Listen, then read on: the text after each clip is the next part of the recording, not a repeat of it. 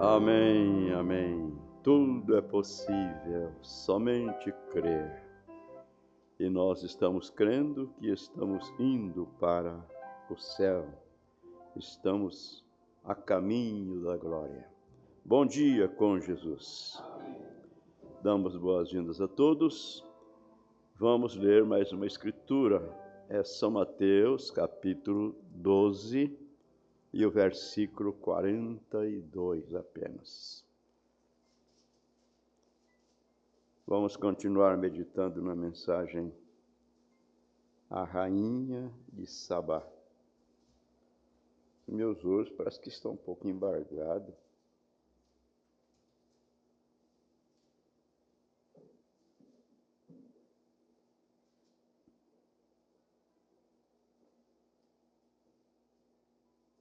Todos encontraram? Apenas o versículo 42 foi a escritura que o profeta leu para falar sobre esse assunto. A rainha do meio-dia se levantará no dia do juízo com esta geração. Se levantará no dia do juízo com esta geração e a condenará, porque veio dos confins da terra para ouvir a sabedoria de Salomão. E eis que está aqui quem é mais do que Salomão, falando de si próprio, né? O Senhor Jesus Cristo. Bondoso Pai Celestial, somos um ingrato a Ti, bom Pai, por este novo dia, esta nova manhã e esta nova oportunidade que o Senhor está nos concedendo. Pois sabemos que a porta da graça ainda continua aberta, pois nós estamos aqui. Quando o Senhor voltar para levar os seus escolhidos, a porta da graça se fechará e não haverá mais oportunidades. Mas até então estamos diante de um grande privilégio, uma grande oportunidade. Sê conosco nesse dia, Pai, nesta manhã, neste primeiro dia da semana. E venha tratar conosco através de sua palavra.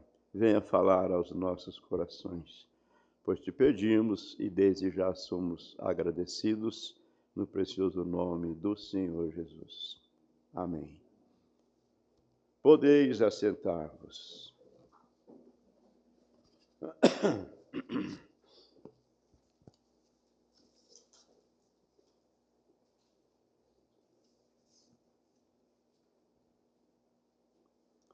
Paramos aqui no parágrafo 15 desta mensagem, intitulada A Rainha de Sabá. Cumprimentamos nossos irmãos que estão conosco através da internet. Desejamos que Deus dê a cada um uma bênção especial. Muito bem. Repetindo o parágrafo 15, o nosso profeta diz para nós, para a igreja. Ele faz uma pergunta. Que dia em que vivemos? Que hora com a qual agora nos confrontamos? O fim dos tempos. O fim dos tempos, o fim da história da humanidade, deste velho mundo que Deus tem dado oportunidade ao homem durante esses 6.000 anos, e o homem simplesmente tem acabado com tudo, né? Esta é a verdade. Então, que dia em que vivemos? Que hora com a qual agora nos confrontamos? O fim dos tempos. A questão é que as pessoas olham hoje exatamente como em nosso texto nesta noite. as pessoas olham hoje, tal como a Escritura, o texto que temos tomado nesta noite. A rainha de Sabá, vindo dos confins da terra, para ver, ouvir a sabedoria de Salomão. E aqueles que estavam ali em volta de Jesus, não estavam nem ali. Então Jesus disse, eis aqui, né, está um que é maior, mais que Salomão.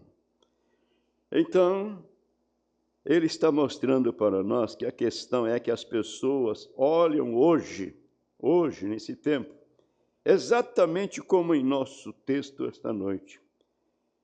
De onde veio isso? Que sabedoria é essa? O filho do carpinteiro? Eles não percebem que não é a pessoa, é o Cristo, Deus, feito carne, que estava ali entre o povo, fazendo algo muito mais, muito maior que a sabedoria de Salomão. Agora, amados, vamos lembrar que essas coisas estão escritas com um propósito, para que nós possamos então meditar, olhar e ver o que aconteceu lá no Velho Testamento, que era uma sombra, e sabemos que isso acontecerá nesse tempo presente. E o profeta disse para nós, e muito mais ainda. Então, para aqueles a quem Deus tem usado de misericórdia, tem aberto os olhos do entendimento, não é isso? A Bíblia diz, aquele que cuida estar em pé, olhe, não caia. Não veio a vós uma tribulação maior, né? Uma tentação maior do que aquela que possa suportá-la. Antes, com ela, Deus dará também o escape. Ele tem suprido todas as nossas necessidades. Agora, nós temos que estar interessado. Precisamos estar disposto a fazer a nossa parte, não é? Ele disse, quem quiser vir após mim, negue-se a si mesmo. Tome a sua cruz de cada dia e siga-me. Porque aquele que procurar salvar a sua vida, perdê-la-á. Mas aquele que perder a sua vida por amor de mim, esse a achará. Então, é um paradoxo, você tem que perder agora para ganhar depois. Jesus disse, se eu não faço as obras de meu Pai, então não creiam em mim. Mas se eu faço as obras... Deixa eu voltar no 15 ali, né? A questão é que as pessoas olham hoje exatamente como em nosso texto esta noite. De onde veio isso? Estão falando de um Jesus de Nazaré, um filho do carpinteiro. De onde veio essa sabedoria, né? Um filho de carpinteiro. Então, eles não perceberam que aquilo não era o homem em si, a pessoa em si, mas era Deus no homem realizando a sua obra. E Jesus disse, se não faço as obras de meu Pai, então não creiam em mim. Mas se eu faço as obras de meu Pai, se vocês não podem crer em mim, creiam nas obras. Entendem?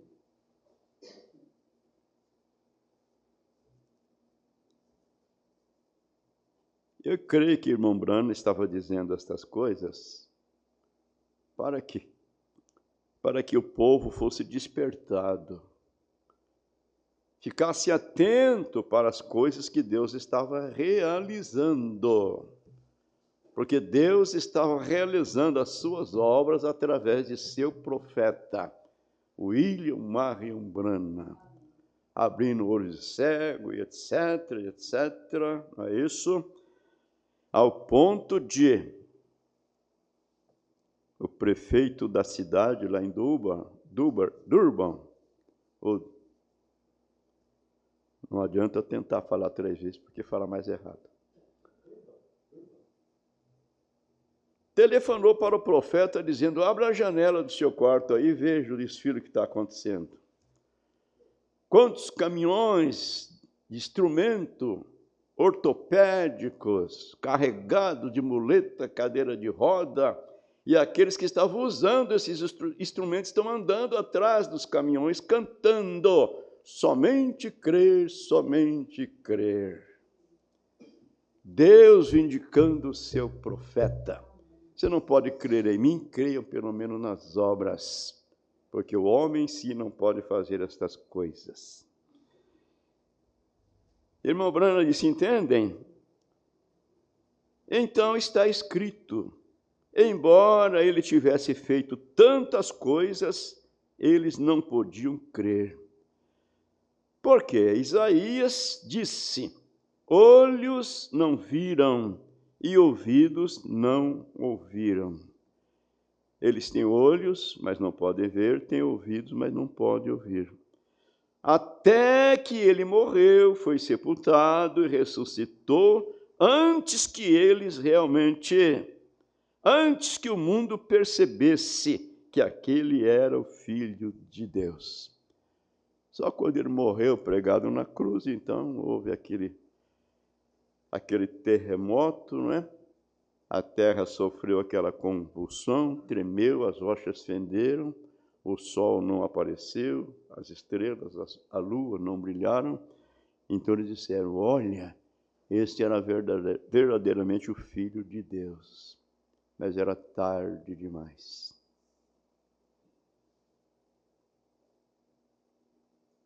Só um parágrafo desse aqui, não é isso?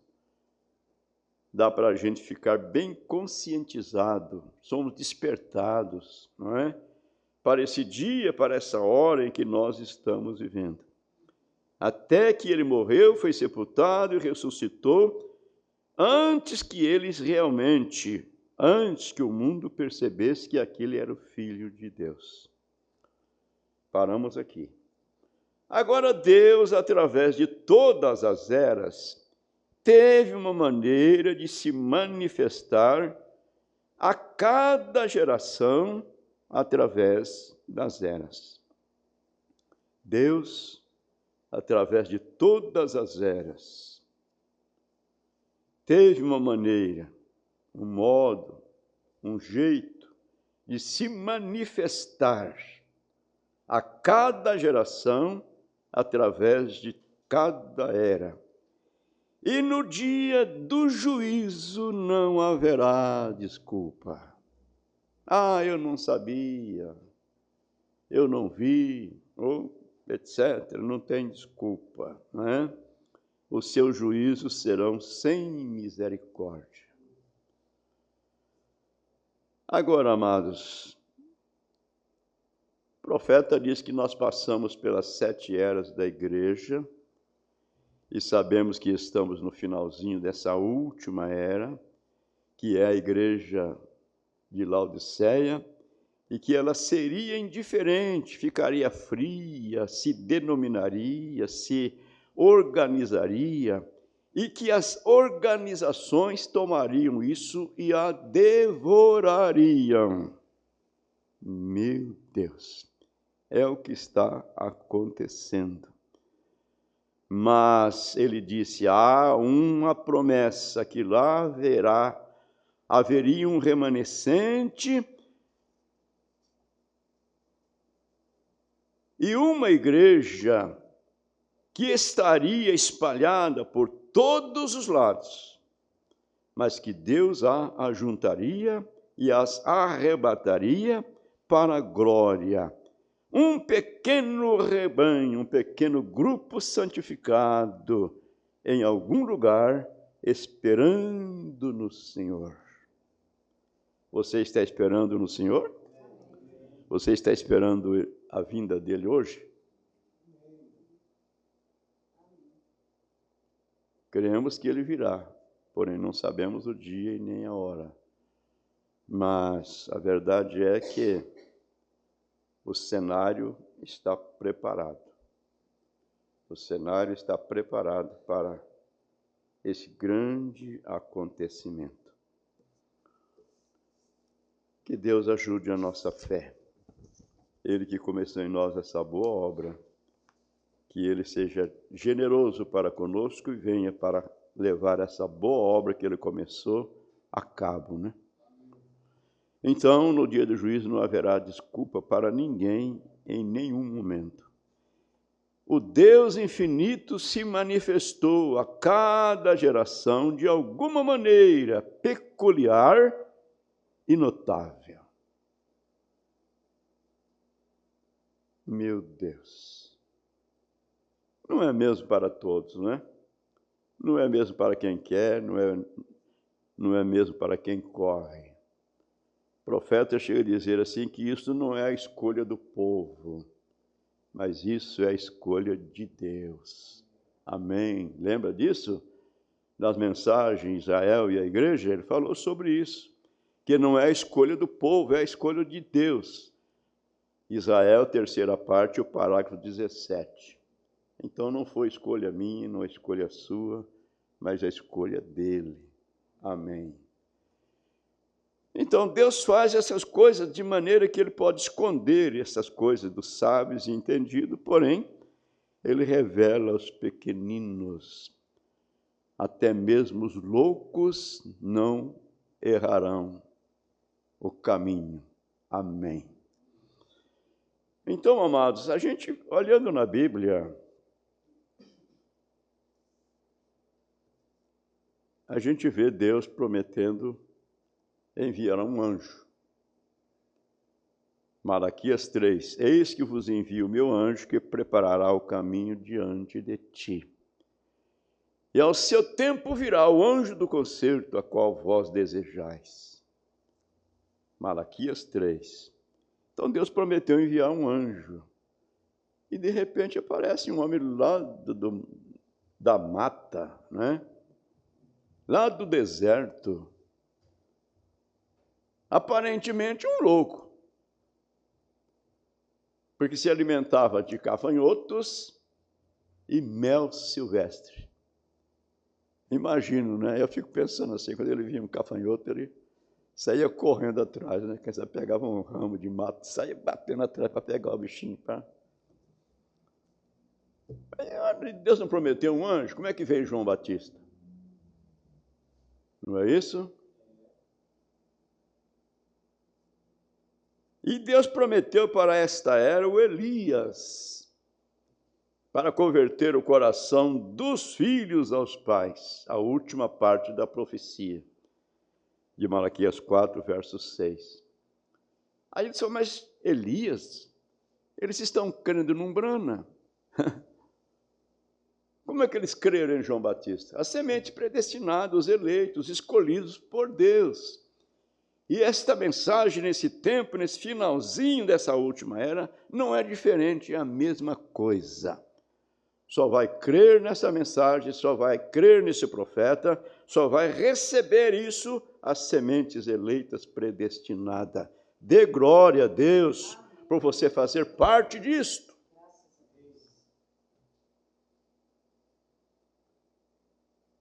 Deus, em diversas épocas e diversas maneiras, falou aos pais pelos profetas, e nesses últimos dias, por meio do seu Filho, Cristo Jesus, Ele, Deus, sempre abriu um caminho, e sempre foi o sobrenatural que atraiu a atenção do crente preordenado, e cegou os olhos daqueles que não são predestinados. Vou voltar aqui. E cegou os olhos daqueles que são predestinados à condenação. Cegou os olhos daqueles que são predestinados à condenação. Então, aos predestinados para ser salvos e aos predestinados para serem perdidos. E o irmão Brandt, se pode fazer tudo o que você deseja fazer, você nunca vai conseguir salvá-los. Eles são preordenados, predestinados para isso, para não gozar da vida eterna. Meu Deus, misericórdia.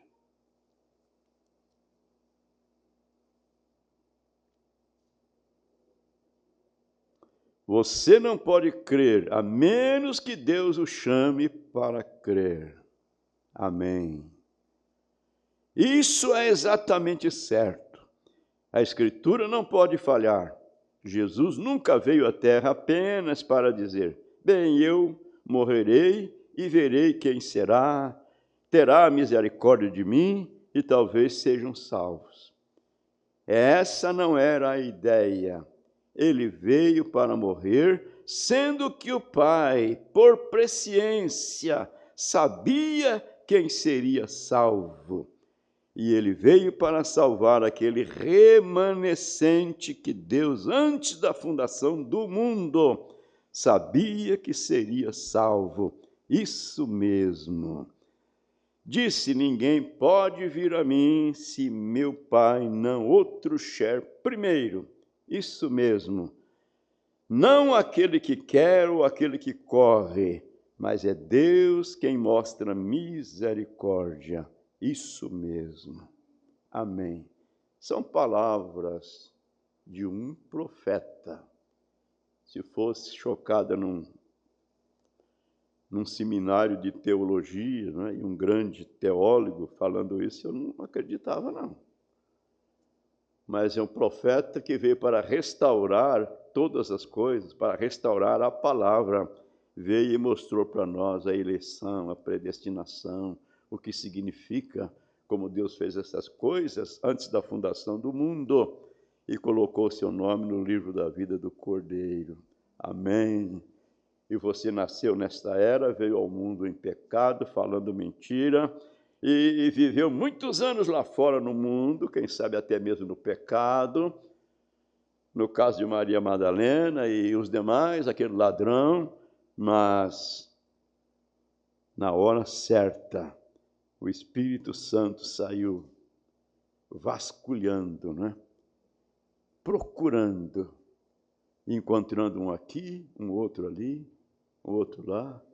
Na mensagem, o sinal, o profeta disse que Deus tinha uma maneira para encontrar a semente predestinada. Um de um jeito e o outro de outro jeito, mas a verdade é que ele as encontrou. Amém. Meu Deus, não tem como a gente continuar só lendo aqui, né? Eu ainda pensei, hoje eu vou só ler, não vou comentar nada. Mas é bom, né? Deus está nos trazendo assim. E ainda mais, viu? Hoje meu olho está embaçado mesmo. Agora, voltando às eras, queremos basear esta pequena mensagem em torno disto. Que nas eras passadas, quando Deus enviou algo à terra para se declarar aos povos, se o povo em geral aceitasse, eles tinham um grande tempo de júbilo. Se rejeitassem, eram rejeitados. Veja, em todos os tempos, em todas as eras. E Jesus estava ali falando ao povo e realizando milagres. Ele era capaz de discernir os pensamentos do povo. E os estudiosos, bem treinados da igreja naqueles dias, diziam que ele era Beelzebul. Agora, quando você for para casa, leia este capítulo e descubra que aqueles estudiosos não disseram isto em voz alta, que ele era Beelzebul, mas eles pensaram em seus corações que ele era Beelzebul. Eles pensaram e eles julgavam por si mesmos que ele era um adivinho, um Beelzebul. E Jesus podia discernir seus pensamentos. A Bíblia diz isso Eles estavam apenas pensando. Quando Jesus diz, quem não comer a minha carne, aliás, eu sou o pão da vida que desceu do céu, e se alguém comer desse pão, viverá para sempre, e o pão que eu der é a minha carne que eu darei pela vida do mundo. E aí eles pensavam, espera um pouco, como pode esse homem dar-nos a sua carne a comer? Como é que nós podemos comer a carne deste homem? Como é que podemos beber o sangue deste homem? Nós não somos vampiros. Eles não falavam, certamente, mas eles pensavam. Aí Jesus disse, aquele que não comer da minha carne, não beber do meu sangue, não tem vida em si mesmo. E Jesus Cristo é o mesmo, ontem, hoje e para sempre. Amém. Naquele dia, Jesus Cristo estava com eles. E hoje, Jesus Cristo está em nós. É uma promessa, não é? Lembra da mensagem de ceia? Que eles tinham o pão natural, o maná que Deus enviava, não é? Porém, nós temos o pão espiritual.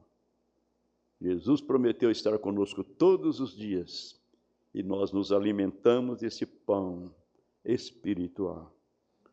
Amém. Então, irmão Branham,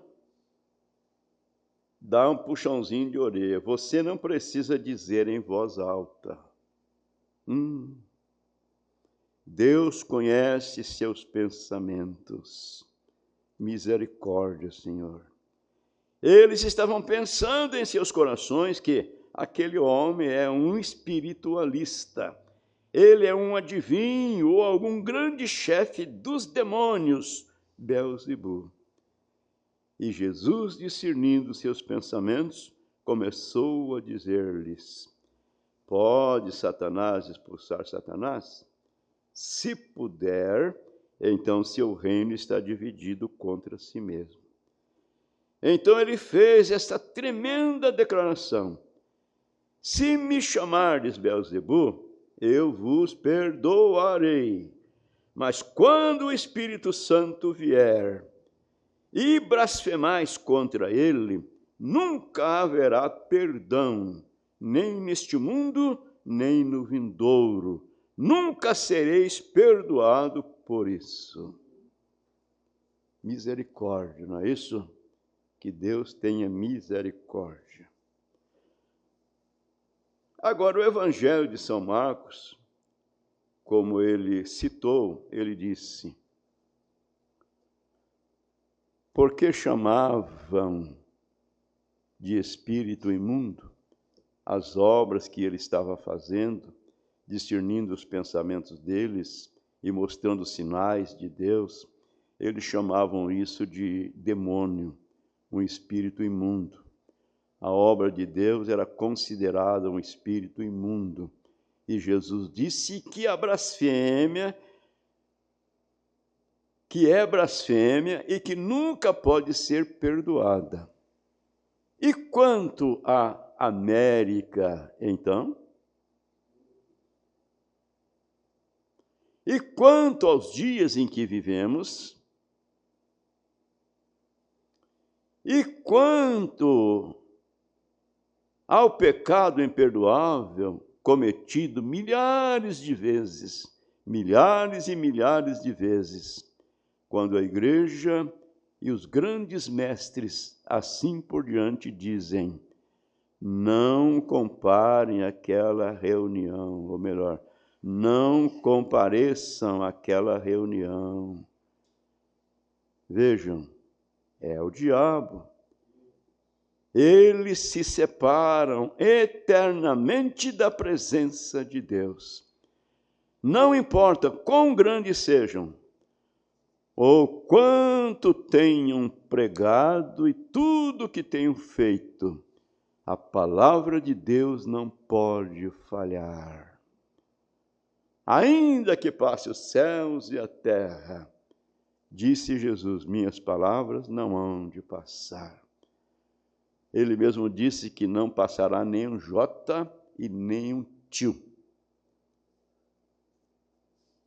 Que Deus tenha misericórdia, não é? Somente a misericórdia dele mesmo.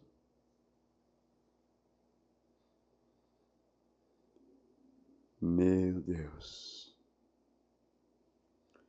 Não importa quão grandes sejam, quanto tenho pregado e tudo o que tenho feito, a palavra de Deus não pode falhar. Não importa quem você seja, não há exceção de pessoas, mestre, erudito.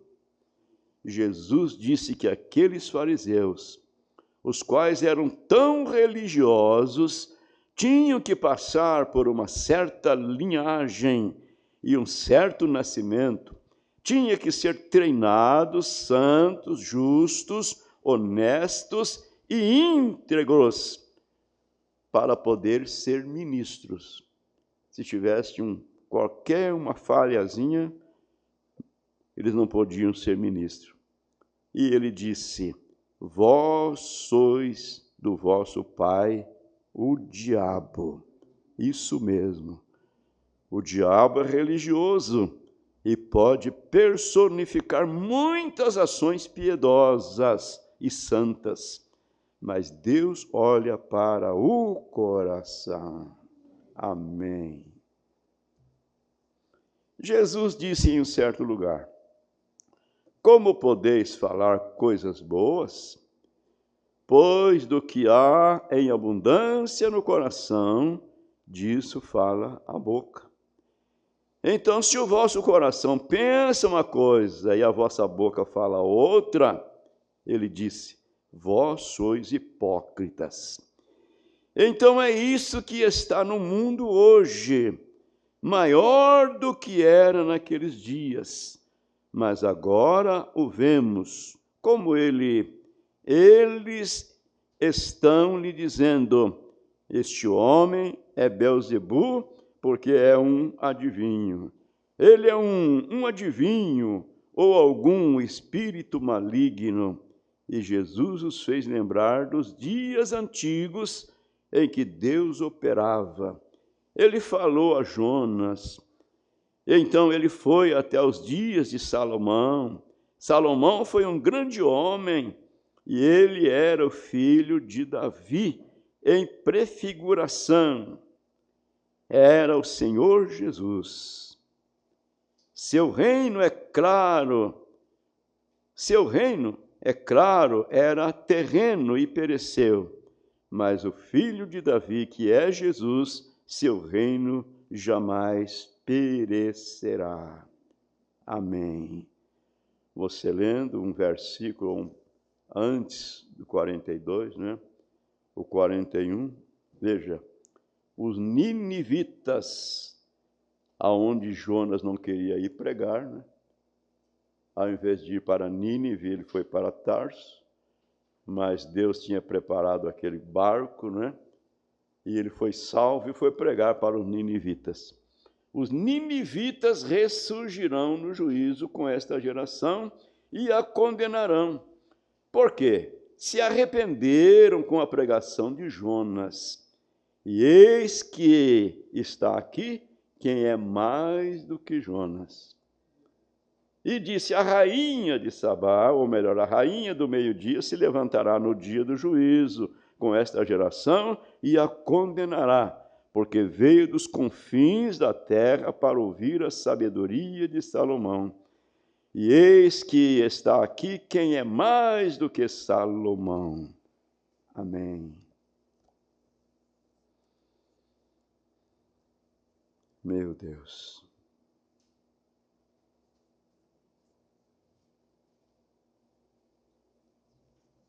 Onde eu estava? Me ajude aí.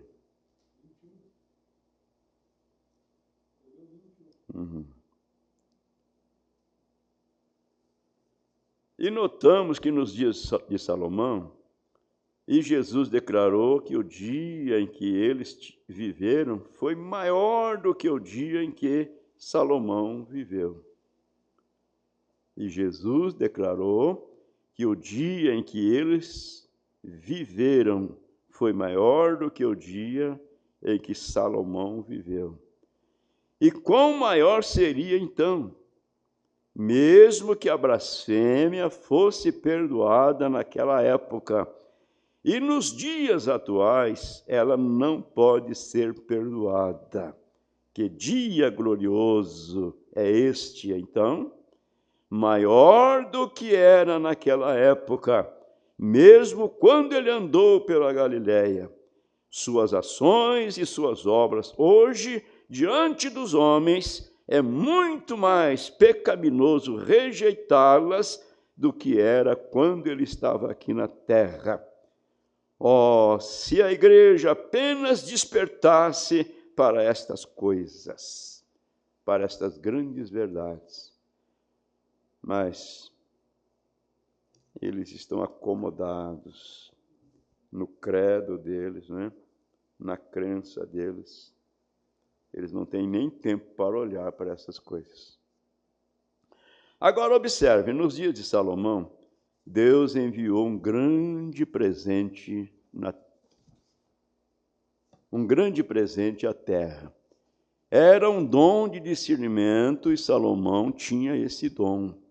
E toda a nação creu.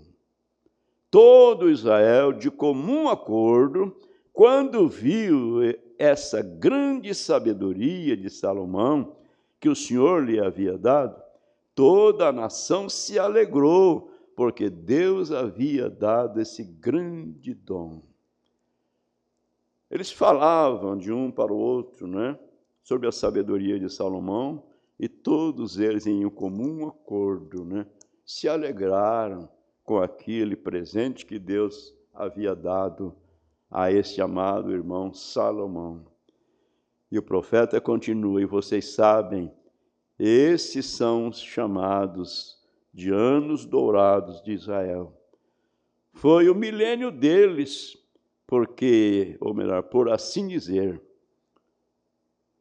esses são os chamados os anos dourados de Israel, quer dizer, os anos que Israel mais prosperou, né? Foi o milênio deles, por assim dizer. Israel prosperou mais sob Salomão do que qualquer outro rei que eles já tiveram. Eu creio porque creram no dom que Deus havia enviado. Se eles o tivessem rejeitado, seriam sido chicoteados e expulsos por outras nações e assim por diante. E hoje, se Deus envia algo e a igreja rejeita, como poderemos outra coisa senão confusão? Como podemos esperar outra coisa senão denominações, barreiras, organizações e todo tipo de personificações e tudo mais hoje em dia? Porque foi rejeitado. Quando Deus começa a fazer algo em algum grupo de pessoas, talvez outros dirão, bem, essa não é a nossa denominação.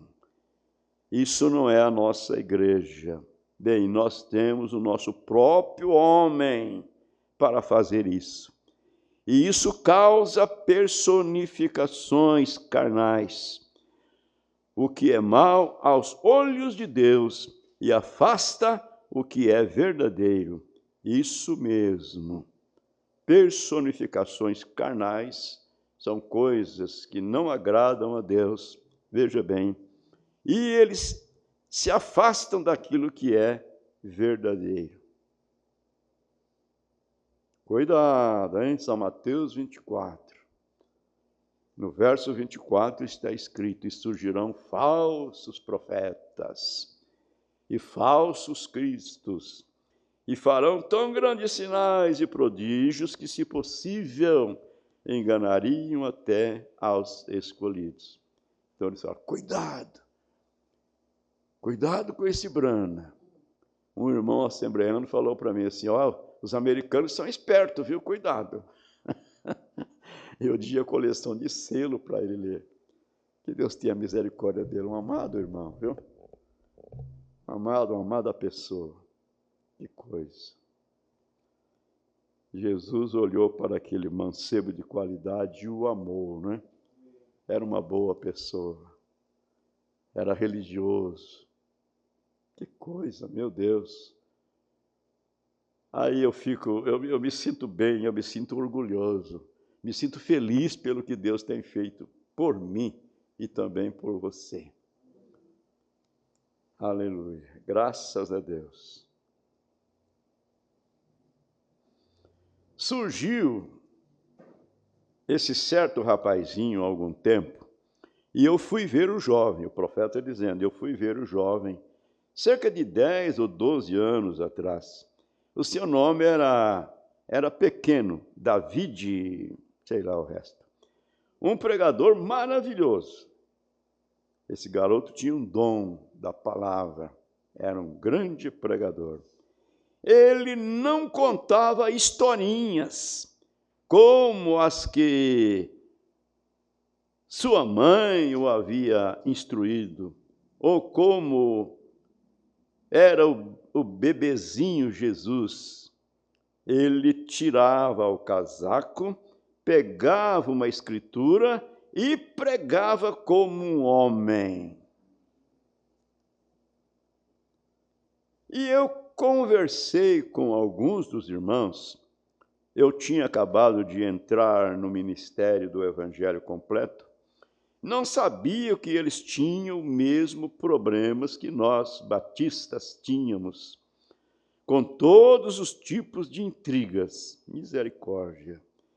Eu achava que eles eram santos.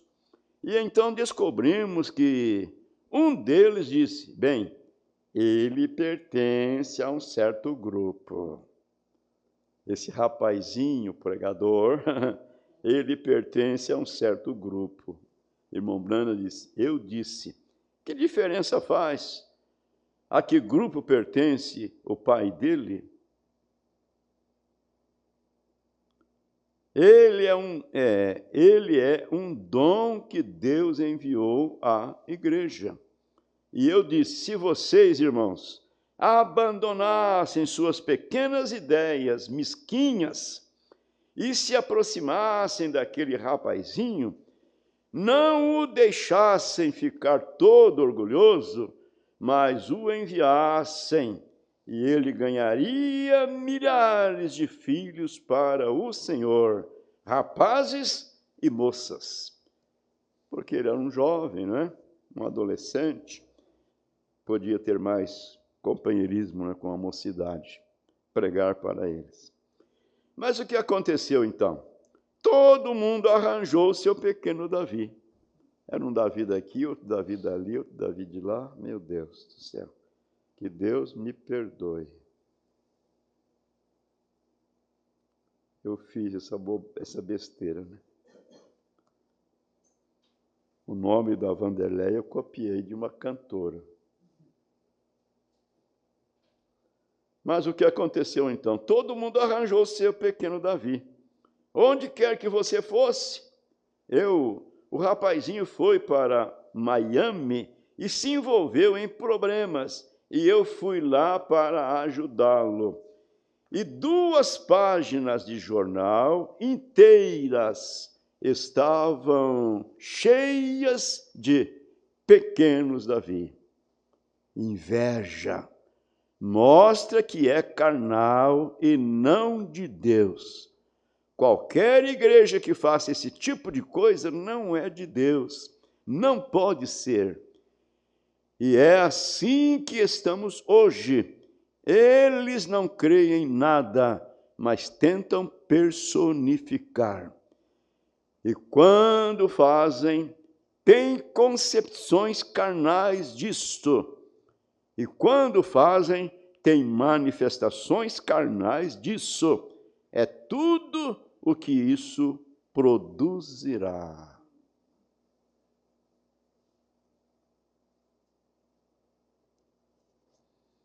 Obrigado, Senhor. Deus disse a Moisés, 26, e eles nunca tiveram, não, o restante do 25, né? Mas não na época de Salomão. Todos criam que Deus lhes havia enviado um Salomão e que ele era o servo de Deus. E todos se uniram em torno desse dom. Eles não tinham 50 Salomões, tinham um Salomão. Eles nunca tiveram 50 Moisés. Houve um homem, certa vez, chamado Coré. Ele se levantou e disse: agora espere um minuto. Há muitos profetas e homens tão santos quanto Moisés. Moisés não é o único. E Deus disse a Moisés: afaste-se dele. E Deus abriu a terra e o engoliu. E a Bíblia diz que nos últimos dias a mesma coisa aconteceria e eles perecerão na contradição de Coré. Isso mesmo, essa é a Escritura.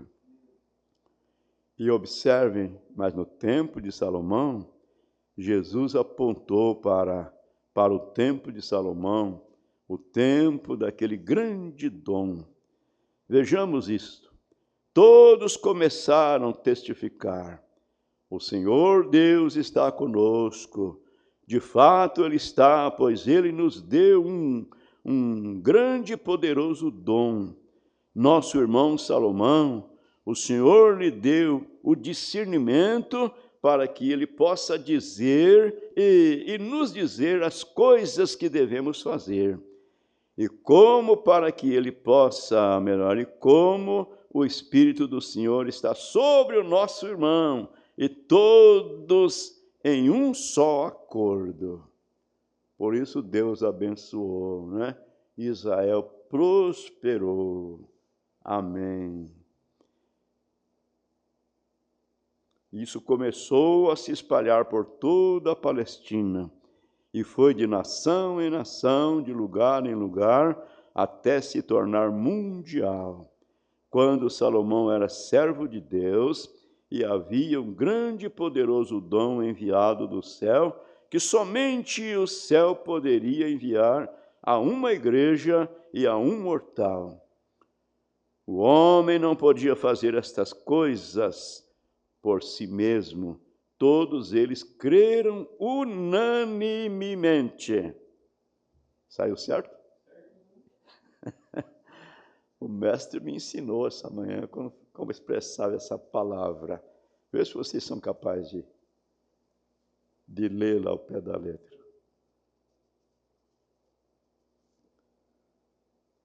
Meu Deus. Eu penso assim, irmãos, descansar um pouquinho minha visão. Quando eu me converti, eu tinha uma pergunta. Estamos esperando a volta de Jesus? Sim, Jesus está vindo. O tempo está terminando, Jesus está voltando. Falei, mas Jesus vai levar qual igreja? Aí um que era mais, sei lá, né? Mais boca aberta. Não, vai levar só a nossa igreja, é só a nossa que vai subir, só a Assembleia de Deus. Aí um dia o presbítero estava pernoitando em casa, e eu me lembro, depois que terminou o culto, já de noite, a dona Diva fritou um pedaço de linguiça, e tinha um restante de arroz cozido, ela quentou aquele arroz, e ele comendo aquela linguiça, com aquele restante de arroz, com aquela boca tão gostosa, assim, que parece que eu estou vendo ele comer aquilo. Aí eu disse, irmão José Lima, posso fazer uma pergunta, irmão? Sim, irmão, eu não prometo saber responder tudo, mas pode fazer.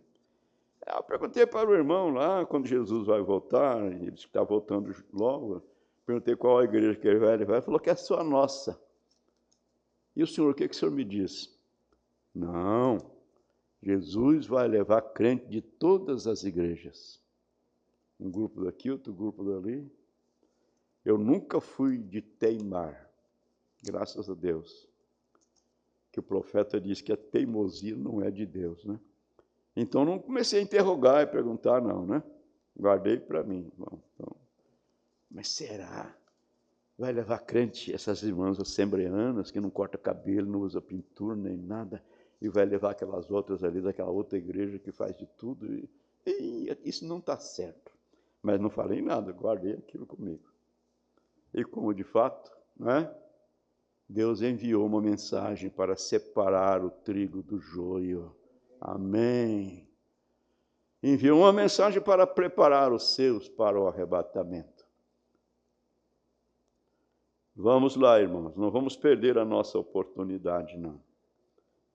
Levante a sua cabeça, vamos em frente. E vocês sabem o que aconteceu? O homem não podia fazer essas coisas por si mesmo, e eles todos estavam unanimemente. E vocês sabem o que aconteceu? Construiu-lhes um poderoso templo. Deus lhes deu riquezas do mundo. Deus, deu-lhes as riquezas do mundo. Deu-lhes favor em todas as nações. Todas cooperaram, né? Todas as nações tinham Israel.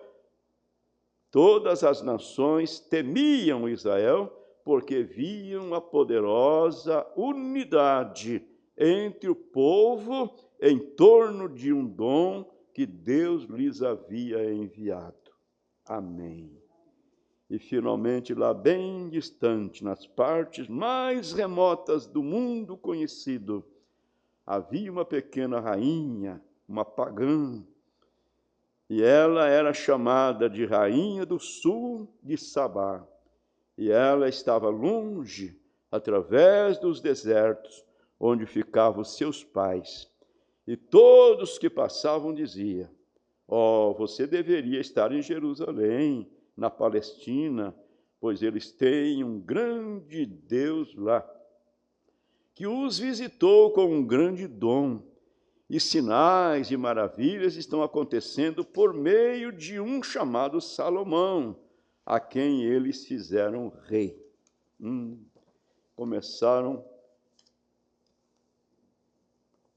gavar Israel e falar bem, né, sobre os ouvidos da rainha, que Deus havia abençoado aquele povo e dado a eles dons e maravilhas. E a fé vem pelo ouvir. A rainha tomou uma posição e decidiu, dizendo: eu vou lá ver. O profeta diz aqui no parágrafo 29, sabem, a fé vem pelo ouvir, ouvir a palavra de Deus. Irmão Brana pregou uma mensagem intitulada A Voz de Deus nesses últimos dias.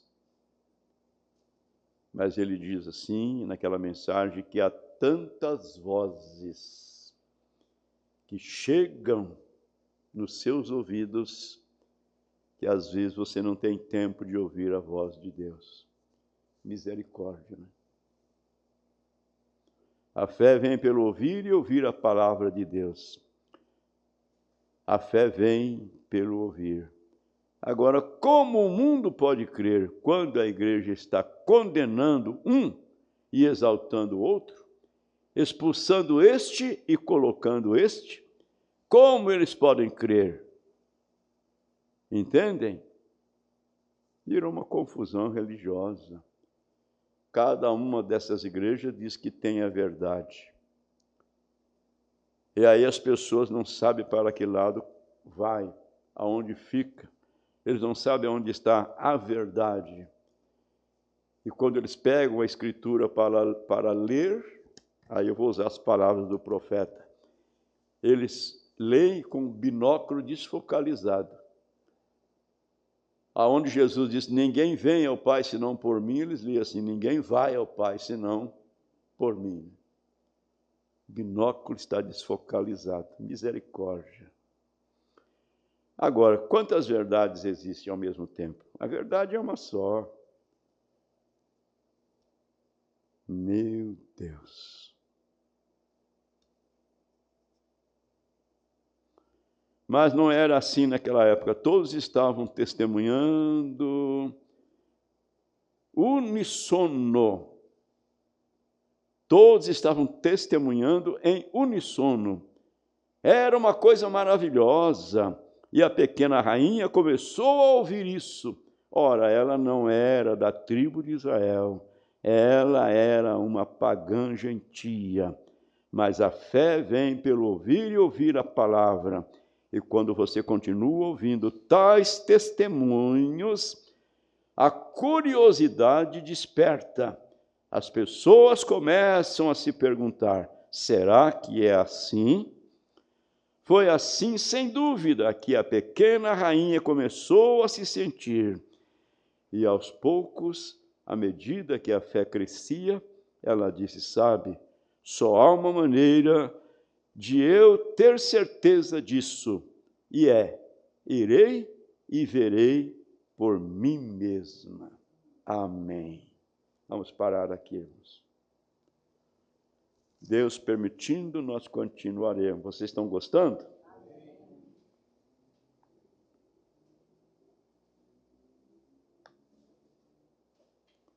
Irmão Brando arranjava cada tema, né? E Deus dava a ele tanta inspiração, né? Tanta unção.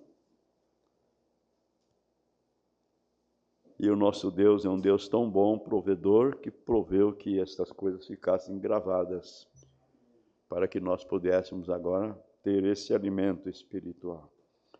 Incline sua cabeça. Pensemos nisto. Lá foi o tempo deles, lá foi a oportunidade da rainha de Sabá. Porém agora é o nosso tempo, é a nossa oportunidade. Aleluia. Ela não mediu esforço, ela não pensou nas circunstâncias que podia sobrevir naquela viagem. Ela simplesmente ficou disposta, tomou uma decisão nítida: eu irei e verei se isto é verdade com os meus próprios olhos. Bondoso Deus, obrigado, bom Pai. O Senhor fez algo semelhante com cada um de nós.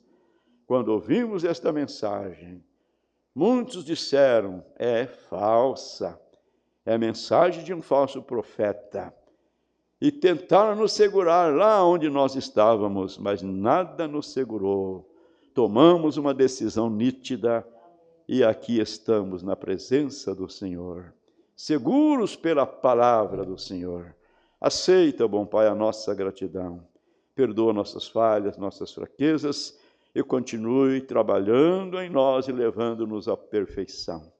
Oramos pedindo estas bênçãos no nome do Senhor Jesus.